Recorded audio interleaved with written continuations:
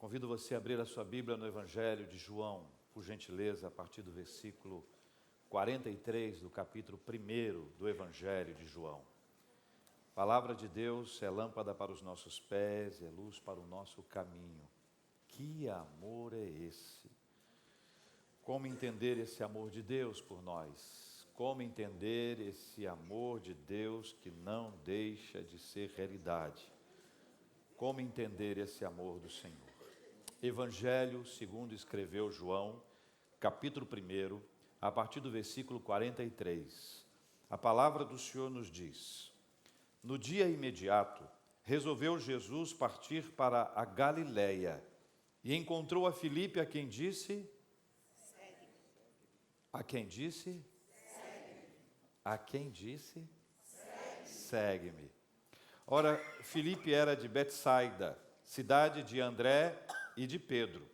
Filipe encontrou a Natanael e disse-lhe, repita comigo: achamos aquele de quem Moisés escreveu na lei e a quem se referiram os profetas, Jesus, o Nazareno, filho de José.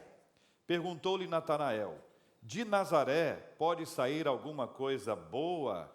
Respondeu-lhe Filipe: vem e vê. Jesus viu Natanael aproximar-se e disse a seu respeito: eis um verdadeiro israelita em quem não há dolo ou dolo, conforme a pronúncia. Perguntou-lhe Natanael: de onde me conheces? Respondeu-lhe Jesus: antes de Filipe te chamar, eu te vi quando estavas debaixo da figueira. Então exclamou Natanael: mestre, tu és o Filho de Deus, tu és o Rei de Israel. Ao que Jesus lhe respondeu: por que te disse que te vi debaixo da figueira? Crês?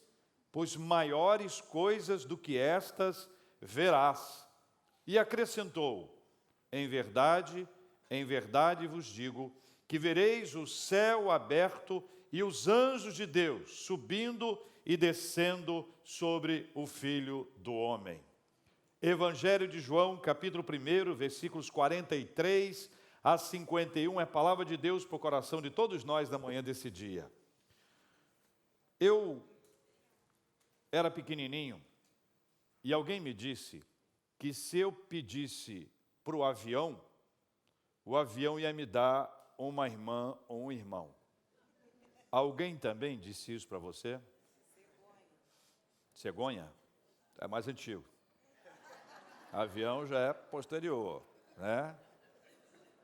Convenhamos. E eu me lembro que eu gritava da varanda, do quintal da casa, na rua: avião! Manda irmãozinho para mim! Mamãe engravidou. Avião? Eu tinha 5 anos e meio. Nasceu a minha irmã, fui para o hospital vê-la. Ninguém sabia naquela época, em 1519, por aí, que é de onde eu venho, se era menino ou menina. Era uma surpresa, era uma emoção, né? Cheguei lá no hospital, maternidade, entro no quarto, e a primeira coisa que eu vejo, antes de ver a minha mãe e de ver a minha irmã, é um pacote. E eu disse: o que é isso? Meus pais disseram: um presente para você. Eu perguntei: quem me deu? Aí eles responderam: sua irmã. Eu disse: gostei. Convivemos muito, minha irmã pequenininha, crescemos juntos, conversando, dialogando, 5 anos e meio de diferença. Quando ela tinha medo à noite, ela ia para o meu quarto. Passou um tempo em que o meu quarto tinha 2 camas, ela ia para o meu quarto, deixava o quarto dela. De madrugada, quando ela tinha algum problema de sonho, alguma coisa assim, ou eventualmente pesadelo, ela esticava a mão, eu esticava, ela vinha para a minha cama e ela se acalmava. E era muito legal essa relação. Um dia eu, minha mãe e a minha irmã estávamos na casa de um amigo, na minha própria rua. E lá, brincando na rua, calçada, quintal, varanda, aquelas coisas de interior que você pode ficar muito mais à vontade. Nós estávamos lá dentro conversando, o meu amigo, a casa onde nós estávamos só tinha meninos, então eu estava com os garotos, minha mãe conversando com a amiga dela, e a minha irmã meio que acompanhando a história ali. De repente a minha mãe escuta o choro da minha irmã. O choro da minha irmã.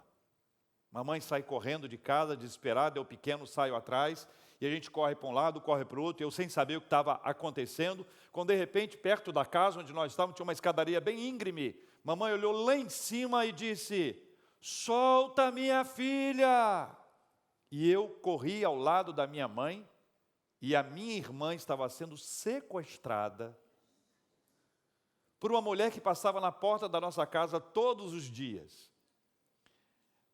Eu me lembro que quando a minha mãe abraçou a minha irmã, era como se eu tivesse também abraçado a minha irmã. Ela abraçou, agarrou, e nós saímos dali, descemos correndo e nos assentamos e fomos para casa e depois para a nossa própria casa para viver aquele instante. Mamãe achou a minha irmã pela graça de Deus, antes que qualquer outra coisa terrível ou qualquer pudesse ter acontecido a ela. Quando mamãe achou a minha irmã, nós achamos um tesouro. É como se minha irmã tivesse nascido de novo, como se fosse um outro aniversário. Ou como se eu passasse a entender que o maior presente que eu recebi não era o carrinho que a minha irmã me deu quando ela nasceu. O maior presente que eu recebi de Deus era ela mesma. A minha irmã se tornou para mim um presentão e é um presente extraordinário. Até hoje vai ser para sempre alguém que a gente guarda na memória, no coração, se alimenta, vê fotos, se encontra, chora, sorri, brinca, participa da vida. Achamos a minha irmã, chama-se Renata, nome bonito, né? Renata. Achamos Renata. Esse texto nos fala de alguém que encontrou o maior presente, a maior mensagem, a mais extraordinária palavra de todos os tempos, que é Jesus Cristo. Diante dele, diz a Bíblia, toda língua confessará e todo joelho se dobrará. E a fala de quem se dobra e de quem se expressa é: Jesus Cristo é o Senhor. Ao achar Jesus, nós experimentamos uma virada na nossa vida que não tem igual. Neste Natal, nós começamos hoje a falar especificamente sobre Jesus, para trazermos à memória e à lembrança que não há ninguém mais importante na história da nossa vida do que Jesus. Ele tem toda a autoridade. Ele mesmo disse: toda a autoridade me foi dada no céu e na terra. Ide, portanto, fazei discípulos de todas as nações, batizando-os em nome do Pai, do Filho e do Espírito Santo, ensinando-os a guardar todas as coisas que vos tenho ordenado, e eis que estou convosco todos os dias até a consumação dos séculos. Houve um achado. Eles acharam a quem eles procuravam. Onde eles procuravam? A Bíblia diz nesse texto que eles se referem a Moisés e aos profetas, especialmente no versículo 45. Filipe encontrou a Natanael e disse-lhe: achamos aquele de quem Moisés escreveu na lei. Leia comigo. E a quem se referiram os profetas. Qual é a declaração final do versículo 45? Jesus, o Nazareno, filho de José. Onde eles procuravam? Nos textos de Moisés e dos profetas. Eles acompanhavam o texto bíblico que havia naquela época, o Antigo Testamento, porque a partir do texto bíblico eles poderiam identificar quando ele chegasse, quando ele se manifestasse, quando ele fosse real diante dos olhos deles, eles poderiam conferir e ver que eles estavam falando sobre Jesus.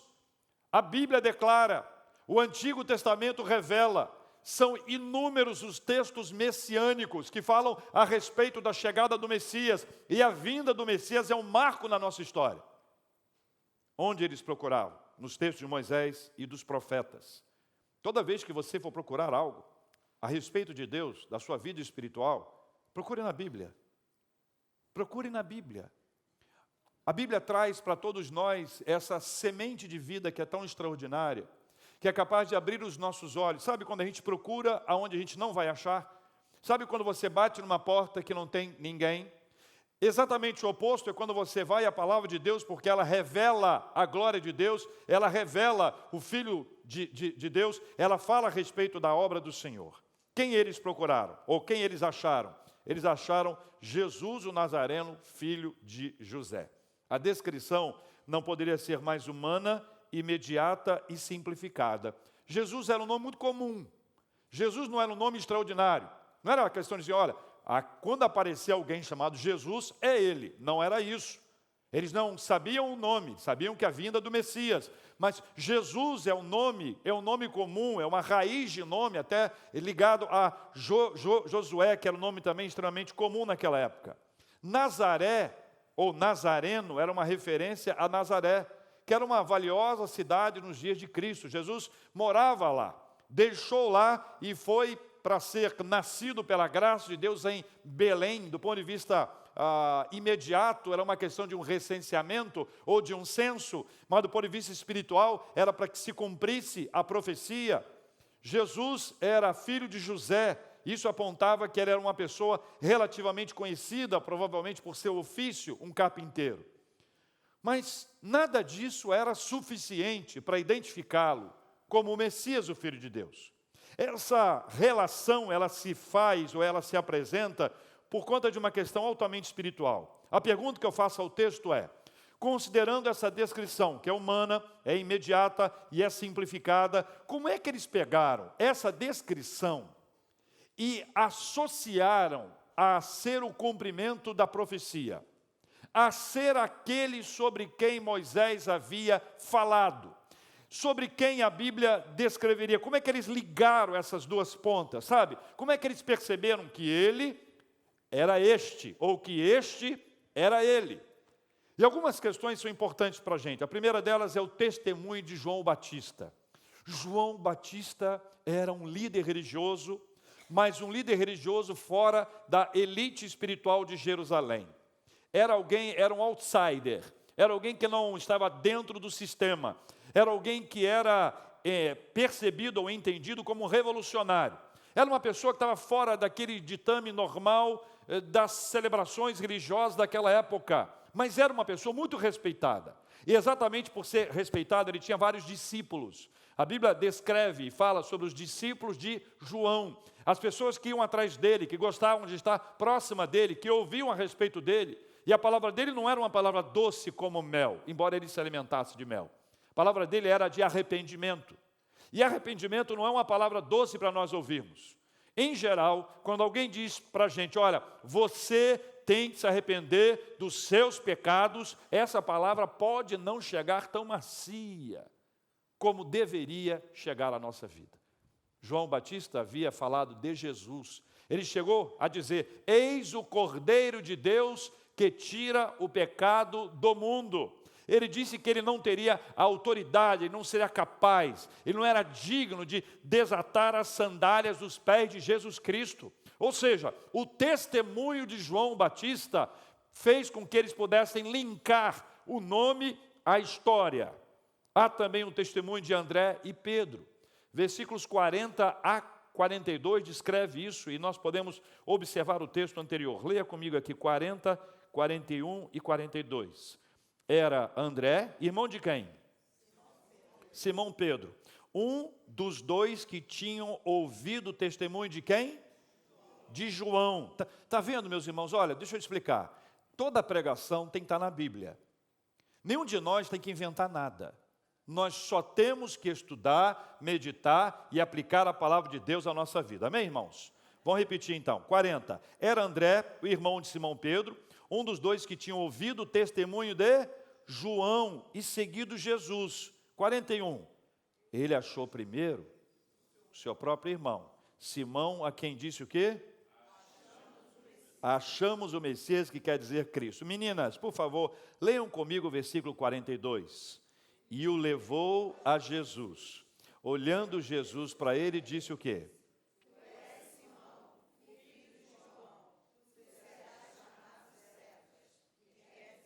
Pedro. O testemunho de André e Pedro fez com que eles também pudessem linkar. Então você tem, por um lado, o testemunho de João, na sequência vem um testemunho de André e Pedro, depois o próprio testemunho de Jesus Cristo. A fala de Jesus Cristo para ele no versículo 43 é tão sólida, é tão importante, ao mesmo tempo de ser singela, simples, sublime ao mesmo tempo. Veja que a frase de Jesus para ele foi: segue-me. Segue-me. O poder era a frase. Você acha que o que convencia as pessoas era a frase, dizer segue-me? Ou era quem dizia a frase? ou quem disse a frase. A expressão espiritual de quem estava dizendo para as pessoas: segue-me. Seguir a Jesus era deixar todas as coisas para trás. Seguir a Jesus era abrir mão de toda a sua trajetória anterior e muitas vezes compreender que tudo que havia sido feito anteriormente era incompatível com a nova vida espiritual que estava para ser vivida. Segue-me era a resposta a um apelo espiritual, era algo que somente Deus consegue explicar. O que faz uma pessoa ter uma vida mais ou menos normal, uma pessoa ter uma vida, uma rotina de vida e deixar todas essas coisas para trás, senão a expressão espiritual que estava na sua frase que dizia: segue-me. Não era uma frase comum, era uma frase especial, mas mais especial ainda era aquele que pronunciava essa frase, e esta frase era uma frase que abria portas, essas portas abertas de maneira tão extraordinária e bonita. Achamos Jesus. A nossa busca acabou. A nossa espera finalizou. Nós que o aguardávamos há tantos anos, que ouvimos tantas histórias a respeito dele, que falamos, pensamos, discutimos, que ouvimos aulas, instruções, o Messias chegou, achamos Jesus. Imagine-se no lugar daqueles que lá estavam e que estavam agora diante de uma revelação tão maravilhosa, poderosa, tão especial diante deles. Agora, uma pergunta importante: por que eles buscavam alguém? O que havia no coração deles que os levou a procurar ou a esperar Jesus? Eles pareciam interessados em Deus. Eles pareciam interessados. Primeiro, que eles conhecem a lei. Segundo, que eles conhecem os profetas. Terceiro, que eles seguem a João e outros mais que ali estavam. Havia dentro deles um certo interesse em Deus. E uma pergunta importante é: por que eles procuravam alguém? Por que eles estavam interessados em Deus? Eu compreendo, meus irmãos e minhas queridas irmãs, que é possível que alguém tenha um certo interesse espiritual, que alguém se revele como interessado, mas ainda não tenha conseguido encontrar. Que nesse processo, nesse ínterim aqui de busca, entre um instante em que eu busco e o outro ponto aqui, entre o ponto A e o ponto B, em que eu busco, em que eu encontro, existe uma série de processos que vão acontecendo na nossa vida e que nos fazem perceber que é possível que nós tenhamos alguém com grande conhecimento bíblico, mas nenhum interesse em Deus, ou com grande conhecimento bíblico e com certo interesse em Deus, mas ainda não tendo a sua visão espiritual aberta. A palavra os levou a Cristo. E veja que a palavra, quando nos leva a Cristo, ela já chega nos conduzindo por um caminho tão maravilhoso, tão especial, que ele vai nos conduzindo. Romanos capítulo 10, versículo 17, diz: de sorte que a fé é pelo ouvir e ouvir pela palavra de Deus. Atos 17, especialmente no versículo 11, Lucas descreve a comunidade, a igreja presbiteriana de Bereia. A igreja presbiteriana de Bereia era aquela que recebia a palavra, mas que estava ali com toda a avidez, examinando as escrituras todos os dias para ver se as coisas eram assim, para ver se as coisas eram de fato assim, é o que diz o versículo 11. Há no coração da gente um interesse por Deus. Esse interesse por Deus pode ser descrito de várias formas. Primeira, a criatura busca o Criador. A criatura busca o Criador. Há uma sede de Deus na nossa vida. Pascal disse, numa certa ocasião, uma frase que já foi dita por outros tantos, e a frase dele é: há um vazio no formato de Deus no coração de todo homem. Há um vazio dentro de nós. O Salmo 42 faz uma descrição muito poética e muito bonita sobre esse assunto. Diz assim: como suspira a corça pelas correntes das águas, assim por ti, ó Deus, suspira a minha alma. O versículo 2 diz: a minha alma tem sede de Deus, do Deus vivo.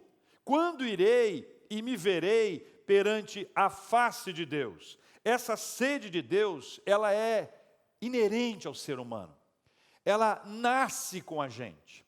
ela já vem no nosso DNA.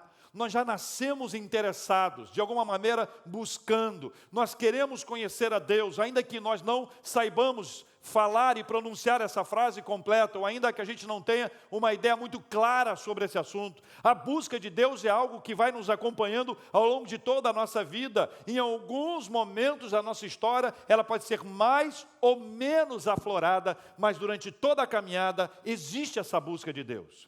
O autor de Eclesiastes diz que Deus colocou no nosso coração a eternidade. Então, todo aquele que é eterno, ele busca o eterno. Esse sentimento, essa sensação de eternidade, ou até o desejo de ter uma vida muito longa e de viver eternamente, faz parte desse processo emocional e espiritual em que nós buscamos a Deus para conhecê-lo e, de fato, estar diante dele. Eu separei algumas frases que eu já ouvi em alguns momentos da minha vida acompanhando pessoas. Primeira frase: eu sempre busquei a Deus, mas nem sempre nos lugares certos. Segunda: eu passei muito tempo achando que estava no caminho certo para me relacionar com Deus, mas depois eu percebi que eu ainda não o conhecia. Terceira: eu era religioso, profundamente vinculado a atividades boas e abençoadoras, mas eu descobri que eu conhecia a religião, eu conhecia a igreja, eu conhecia as pessoas, mas não conhecia de verdade o Senhor. Veja que cada uma dessas frases produz para a gente reflexão para bastante tempo, mas eu queria resumir dizendo que é possível que uma pessoa busque a Deus em lugares onde Ele não está. É possível que alguém passe muito tempo da sua vida tentando de alguma forma conhecer a Deus e conheça a atmosfera da igreja e diga assim: eu vou à igreja, eu me sinto tão bem, eu me sinto em paz, mas não conhece aquele que é o bondoso, que promove esse bem-estar, ou não conhece aquele que é o príncipe da paz e pode pacificar a nossa vida espiritual, em razão dessa nossa busca contínua, desse nosso encontro com Deus. Alguns acreditam que encontrar-se com Deus é encontrar-se com a religião. E por religião, alguns pensam que é um conjunto de regras que diz não pode. Eu já fui a um acampamento uma vez, em que a primeira meia hora foi o líder dizendo o que não pode. Meu Deus, eu queria ir embora. Eu perguntei, que hora que pode ir embora? Porque eu não aguento esse negócio de muita regra. Essas regras são complexas, e essas regras são passageiras. Essas regras são transitórias. Eu fui para um acampamento que era proibido falar a palavra namorar. Pronunciar a palavra. O líder inventou uma outra palavra e disse, não pode esmugar. Achou que a gente ia estar em enrolation com esse esmugar dele, né? Existem certas coisas que podem parecer regras humanas. E são. Religiosos fazem isso. O Evangelho, ele liberta, ele é graça para a nossa vida. Ah, pastor, então pode tudo? Para com esse negócio que eu não disse isso. Quando a graça se manifesta na nossa vida, ela nos liberta dessas amarras. Mas isso não quer dizer que tudo o que a gente faça agrada a Deus, glorifica a Deus, e a questão é sempre essa. Agrada ao Senhor, glorifica ao Senhor, honra ao Senhor, nos afasta de Deus. A Bíblia diz que o pecado faz separação entre o homem e Deus, então não existe libertinagem. Liberdade é outra coisa. A Bíblia diz, e conhecereis a verdade, que diz o restante? A verdade vos libertará. Eu não gosto de conjunto de regras. O que pode, o que não pode. A Bíblia não me traz isso. A Bíblia traz os mandamentos, mas quem os conhece de verdade pode observar que por trás de cada não existe um monte de sim. É como Deus estivesse tirando a gente do lugar complicado e difícil. Um pastor uma vez escreveu num livro Ele contou a seguinte experiência. Ele estava com a filha dele no colo, saindo do carro, pegando os livros e bolsas e bíblias e tal, coisas que pastores carregam o tempo inteiro. Enquanto ele estava ali, a filha dele pulando o tempo inteiro, mas ele estava numa rodovia bastante intensa, com carros por todos os lados, e ele segurando a menina pulando, a menina animada, a menina energia pura, a menina era fogo, né? A menina está ali, eles tentando segurar a menina, daqui a pouco a menina pula. A menina pula, quando ela pula, vem os carros. Quando a menina é um foguete. Foguete. Você tem filho assim, não tem? Se não tem, pode procurar, que do lado tem muitas pessoas que têm filho assim. E a menina correu. Quando ele correu, ele largou tudo que ele tinha nas mãos para segurar a menina, por causa dessa avenida complicada e perigosa. A menina não tinha maturidade para entender. A menina não sabia que se um caminhão... Certo? Não sabia. Por mais que ele dissesse para ela, cuidado com o caminhão vem aí, a rua é perigosa, a avenida é perigosa, a rodovia é perigosa, não faça isso, não faça aquilo, não faça aquilo outro, ela não tinha maturidade para compreender. Quando passa o tempo, ela ouve a história e o pai conta para ela, ela percebe a bobagem que ela fez e o risco que ela correu na vida dela e o livramento do Senhor através do seu próprio pai, que conseguiu segurá-la, agarrá-la e impedir que ela fosse. Não, muitas vezes, é para nos livrar. Meu filho, não coloca a mão na tomada.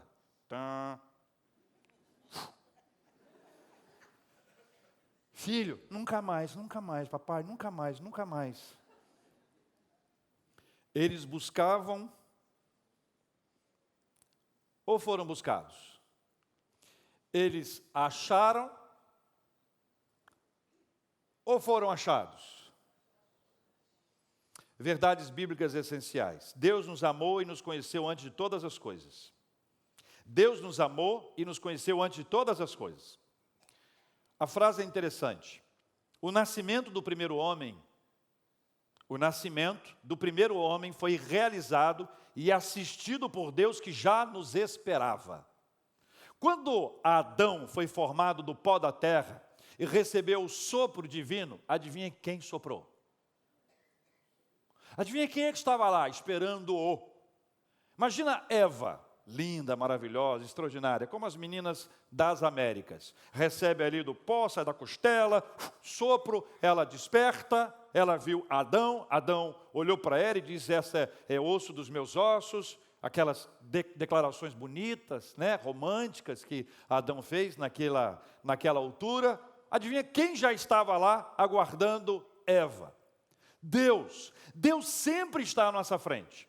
Ele sempre nos procura, Ele sempre nos acha, antes de todas as coisas. Uma pessoa como o apóstolo Paulo, que só estava linkado à religiosidade, zeloso. Ele dizia que era fariseu dos fariseus. O zelo era para ele algo muito importante, mas que estava tão embriagado pela religiosidade, que ele não conseguia encontrar Jesus.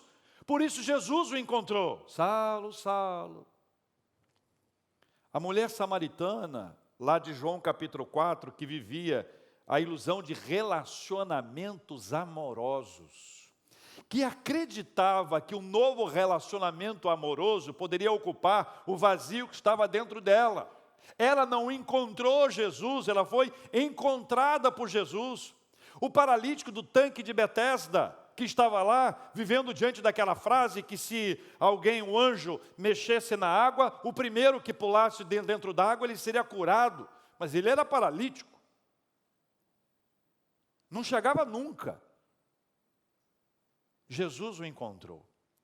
Este é um processo que a Bíblia nos traz de maneira tão bonita e tão especial. O que significa na prática isso? Que uma pessoa é buscada por Deus antes mesmo de buscá-lo. João capítulo 6, versículo 37 diz, todo aquele que o Pai me dá, esse virá a mim, e o que vem a mim de modo nenhum lançarei fora. Guarde a frase, todo aquele que o Pai me dá, esse virá a mim, e o que vem a mim, de modo nenhum o lançarei fora. Isso é teologia pura, teologia reformada, da mais saudável, equilibrada e abençoada. O Pai é que nos leva a Jesus Cristo. Ou seja, nós já somos encontrados por Deus antes de encontrarmos a Cristo. Se somos encontrados por Deus e depois vamos a Cristo, por que é que Cristo nos resistiria? Por que é que Ele nos afastaria? Por que é que Ele nos expulsaria? Por que é que Ele nos rejeitaria? Deus não rejeita. Quando Ele toca no coração de alguém, Ele acolhe, Ele abraça, e Jesus faz da nossa vida uma nova vida, pela graça de Deus e para a glória de Deus. João capítulo 10, versículo 10. O ladrão vem somente para roubar, matar e destruir. Mas eu vim para que tenham vida e tenham vida em abundância. O propósito de Jesus para nós é que nós tenhamos vida. Vida nova, novidade de vida, vida surpreendente, vida milagrosa, vida de amor. Não quer dizer que seja uma vida, de bonança, não quer dizer que seja uma vida apenas de tranquilidade ou de coisas normais, mas nós vamos enfrentar dificuldades e batalhas, como Jesus Cristo mesmo disse, mas é tão especial lembrar que o choro pode durar uma noite, mas a alegria vem pela manhã. É tão especial acreditar e confiar no Senhor, que nos ama a ponto de não nos largar. De maneira nenhuma o lançarei fora. Nós não seremos lançados fora, nós seremos guardados, aprisionados ali nos braços do Senhor. Sabe quando você abraça alguém e não quer largar? Já te aconteceu isso? Uma vez eu fiz a seguinte frase. A frase é bonitinha. Pode usar no Face, se quiser. Quando você abraça alguém a quem você ama, você aperta tanto, que o seu objetivo seria o de trazer a pessoa para dentro do teu peito. Mas como você não pode, você abraça forte. Jesus, Ele nos acolhe, Ele nos abraça e Ele não nos larga em hipótese alguma. Os que são encontrados, que encontraram, temos algumas questões importantes. A primeira, eles se lançam aos pés de Cristo. Eles começam uma caminhada de intimidade. Eles aprendem os passos de Jesus e eles compartilham com a vida e palavras o encontro que tiveram com Jesus Cristo. Vamos lá. Eu encontrei Jesus. E ao encontrá-lo, eu descubro que, na verdade, Ele me encontrou. Ele chega e diz, segue-me. Ele sabe quem eu sou, Ele conhece a minha história, como Ele conhece a sua vida, a sua história, seu passado. E apesar do seu passado, Ele te ama. Isso para mim é extraordinário, porque independente daquilo que a gente tenha feito no passado, o Senhor nos ama, o Senhor nos acolhe, o Senhor nos recebe. Ele não discute esse assunto, sabe? Quando você fica envergonhado diante de alguém que conhece a sua história, sabe quando você encontra alguém que é lá do seu passado e você fica com vergonha e quer dizer, olha, eu mudei, eu não sou mais a mesma pessoa e tal, e a gente tenta reconstruir uma fala. Jesus não está preocupado com isso, Ele sabe quem nós somos e exatamente aí está uma das maiores declarações de amor dEle. Ele te ama como você é, independentemente da sua história, de tudo aquilo que foi feito no passado. Quando eu encontro alguém que falou mal de Jesus, quando eu encontro alguém que, se pudesse, teria jogado pedra na cruz, porque tem gente assim, não tem, irmãos? Tem gente que, se pudesse, teria jogado pedra na cruz. E a pessoa se arrepende, ela se percebe diante de alguma coisa que ela não podia ter feito em hipótese alguma, mas já fez. Jesus nos acolhe, Ele nos abraça, e este abraço que Ele nos dá é para nos levar para uma caminhada de intimidade com Ele. Você não foi achado por Jesus e depois o achou para viver longe dEle, para ter encontros dominicais, para ter encontros semanais, quinzenais, mensais, ou para ter encontro com Ele quando a coisa pega, quando a história se aperta, ou quando a chapa esquenta. Nós não nascemos para isso, nós nascemos para viver na intimidade com Deus. E essa intimidade com Deus vai nos fazer conhecer mais de Deus do que nós já havíamos conhecido até então. Aprendemos na caminhada os passos de Jesus e depois nós compartilhamos com a nossa vida e com as nossas palavras, as nossas histórias. Eu acho que uma pergunta importante que eu faço para você é: quando você conheceu Jesus? Dá para responder com números? Faz muito tempo, sim ou não? Faz mais de 10 anos? Alguns mais de 15? Alguns mais de 20? Está diminuindo. Algum mais de 30. Eu tive 2 nascimentos. Um, 1519. E o segundo em 1980. Em 1980 eu conheci Jesus. Eu já o conhecia de ouvir falar. Meu pai sempre falou muito a respeito dele. Meu avô, perfeitamente. Minhas tias, maravilhoso. Mas eu mesmo não conhecia de verdade. Eu nunca tinha sido, teoricamente, apresentado. Sabe quando você conhece alguém pela imagem? Você segue no Instagram, você acompanha as postagens que ele faz no Facebook, você lê a respeito dele em alguns tipos de veículos que surgem. Você até já encontrou com ele no shopping, ficou sem graça, sem jeito, pediu uma selfie, mas você passou por trás e disse... Jesus, ele se revelou a mim, 1980, era uma noite de domingo, um culto comum. O pastor fez apelo e eu fui à frente. E ao voltar de lá, eu me deparei com uma realidade muito diferente na minha vida. Eu passei a conhecer Jesus de verdade. E depois eu pude experimentar se eu conhecia ou não conhecia. Sabe quando você descobre que conhece uma pessoa? Como é que você sabe que você tem um amigo de verdade? Fala para mim, pode falar. Você fala assim, nesse volume que está aí? Estou impressionado, hein? Quanta gente educada. Vamos lá. Como é que você sabe que você conheceu alguém? Dificuldade. Nós sabemos que conhecemos alguém na hora difícil. É ou não é verdade, irmãos? Hein? Na festa não vai todo mundo.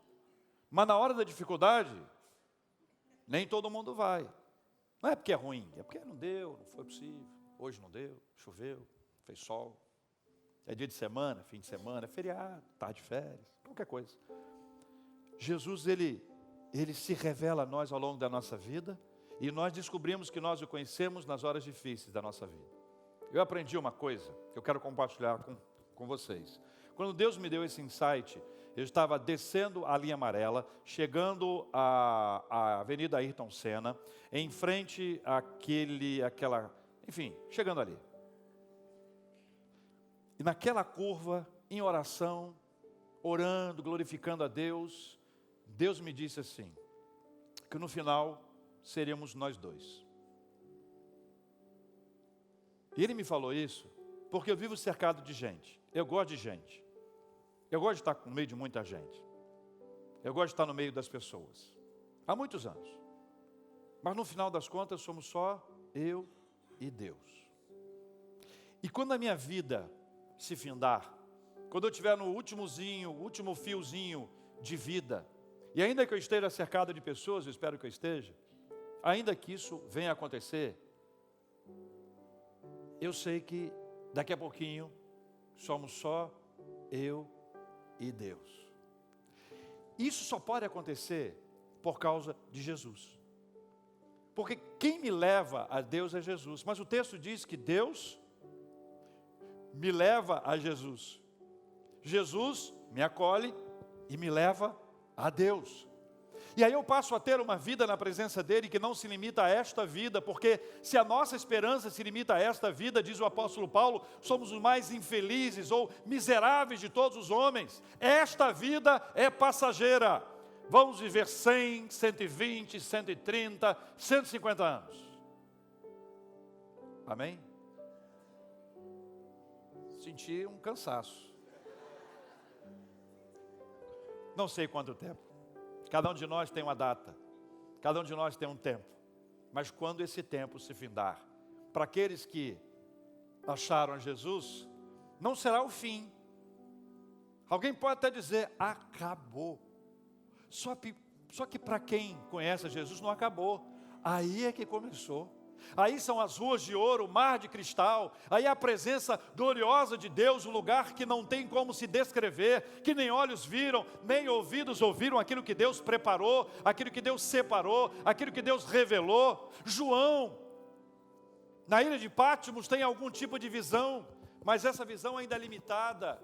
ele mal consegue descrever, diante da gloriosa manifestação do poder de Deus. Irmãos e irmãs, nós achamos Jesus aqui, vamos viver com Jesus a vida inteira, e quando esta vida terminar, aí será o começo da nossa nova história, na presença do nosso Deus Todo-Poderoso. Deus nos achou, Ele disse: você. Não queira discutir o processo da escolha de Deus, porque isso leva a um critério divino. É Deus quem faz. Leve em consideração que ao nos escolher, nós sentimos aqui, nosso coração arde, parece pegar fogo, acelera.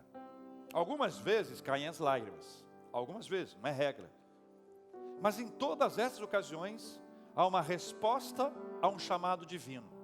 Deus nos chama, Jesus nos acolhe, nos dá a mão e nos leva para caminhar. Eu caminho com Jesus efetivamente desde 1980. E caminhando com Ele, eu já passei por várias avenidas boas, iluminadas, tinha som legal. Outras, tinha luz, mas não era bom. E quantas outras noites? Você acha que eu estava sozinho alguma vez? Nem quando eu me senti sozinho, eu estava sozinho. Depois que nós achamos a Jesus, a nossa vida muda. Esse é Natal. Isso é Natal.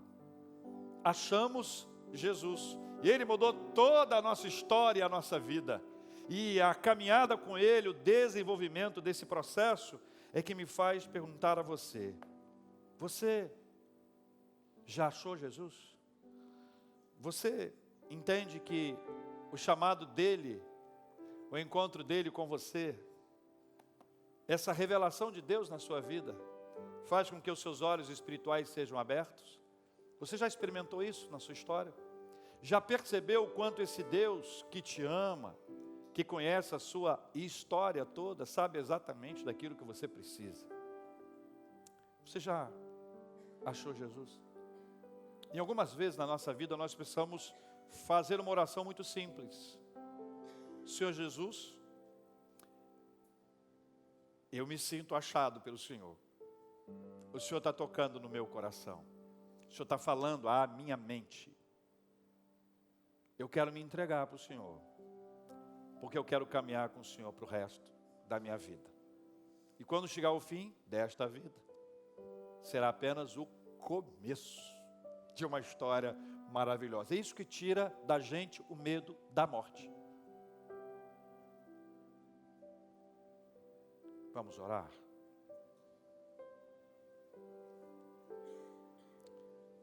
Feche os seus olhos.